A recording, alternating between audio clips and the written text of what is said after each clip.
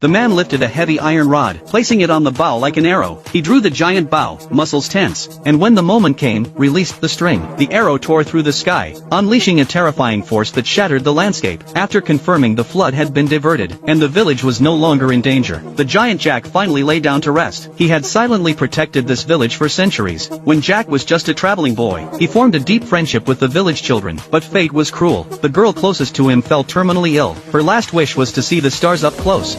Learning this, Jack lifted the girl and her friends high with his hands, making them feel as if they could touch the sky. Since then, he became the village's guardian for hundreds of years. Now Jack decided to leave the village. He would head to the royal city to join the hero selection. Winning would bring enough prize money to renovate the entire village. But a boy in the village looked worried. He doubted Jack could even reach the final round, since the royal city gathered countless legendary warriors. His father told him Jack was far stronger than he imagined. Still skeptical, the boy watched as his father opened the window. He saw streaks of shooting stars across the night sky. Those were Jack's arrows, burning from friction as they sped through the air. These arrows held the power to slay gods. The next competitor was equally terrifying. He possessed a heaven's eye that could see through everything. John always struck first in battles. Recently, however, he sensed his power fading. Determined to shine one last time before decline, he accepted an invitation from a mysterious woman to join the warrior competition. He brought along a winged fairy, who could amplify his heaven's eye to its fullest extent. On their way to the arena, a giant serpent suddenly targeted them. John prepared to shoot an arrow from his crossbow, aiming precisely for the serpent's nerve ganglion in the throat. But the woman beside him showed no fear. She had already arranged bodyguards to protect them.